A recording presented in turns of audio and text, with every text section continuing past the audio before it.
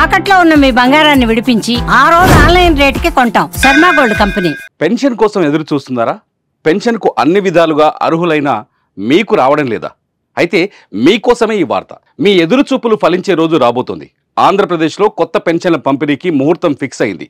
త్వరలోనే మీకు పింఛన్ అందించనున్నట్లు ఏపీ ప్రభుత్వం ప్రకటన చేసింది. మరి ఎవరెవరికి పెన్షన్ ఇవ్వబోతున్నారు, ఎప్పుడు అందించనున్నారు, ఆ డీటెయిల్స్ ఇప్పుడు చూద్దాం.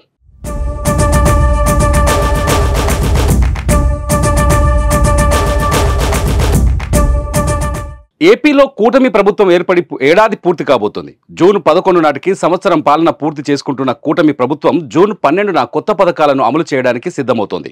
అన్నదాత సుఖీభవ, తల్లికి వందనం పథకాలను అదే సమయంలో అందిస్తామని చెప్పిన ఏపీ సర్కార్ పెన్షన్లపై కూడా తీపి కబురు చెప్పి ఆశావాహుల్లో ఆనందాన్ని నింపింది.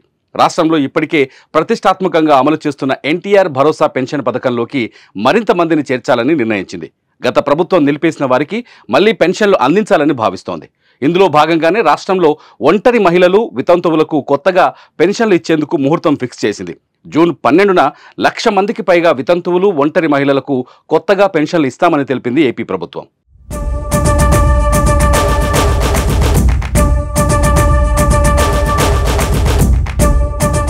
టీడీపీ, జనసేన, బీజేపీ కూటమి ప్రభుత్వం అధికారంలోకి వచ్చిన తర్వాత పెన్షన్ను భారీగా పెంచింది.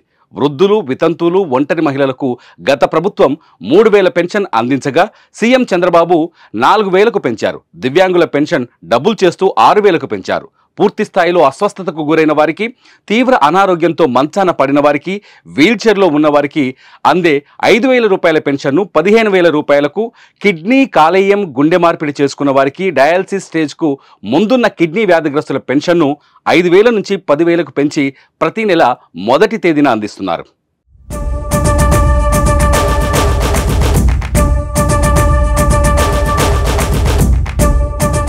టీడీపీ సర్కార్ అధికారంలోకి వచ్చిన సమయంలో రాష్ట్రంలో సుమారు 65 లక్షల మంది పెన్షన్దారులు ఉండగా వారిలో చాలా అనర్హులు ఉన్నారని గుర్తించి వారికి పెన్షన్ కట్ చేశారు. ప్రస్తుతం నిజమైన అర్హులకు మాత్రమే అందిస్తున్నారు.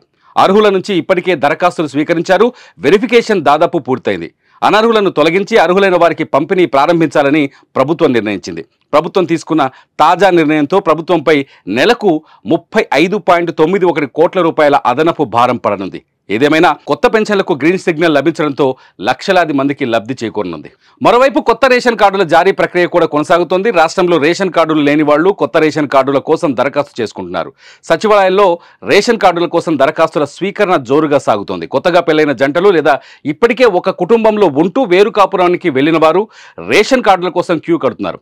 వివాహం కాకుండా 50 ఏళ్లు దాటి ఒంటరిగా జీవిస్తున్న వారికి కూడా ఈసారి రేషన్ కార్డులు అందివ్వాలని ఏపీ ప్రభుత్వం నిర్ణయించడం, అలాగే ఆశ్రమాల్లో ఉంటున్న వారికి తొలిసారి లింగ మార్పిడి చేయించుకున్న వాళ్లకు సైతం ఏపీ ప్రభుత్వం కొత్త రేషన్ కార్డులు మంజూరు చేస్తుండటంతో దరఖాస్తులు భారీగా వస్తున్నాయి. మొత్తానికి ప్రస్తుతం ఏపీ సచివాలయాల్లో సందడి వాతావరణం నెలకొంది. జూన్ 12వ తారీఖున గత ప్రభుత్వంలో ఎవరైతే భర్తలు చనిపోయి విడోస్గా ఉన్నటువంటి భార్యలకి పింఛన్లు ఇవ్వకుండా ఆప్ చేశారు, అవన్నీ 1,00,000 చిల్లరున్నాయి.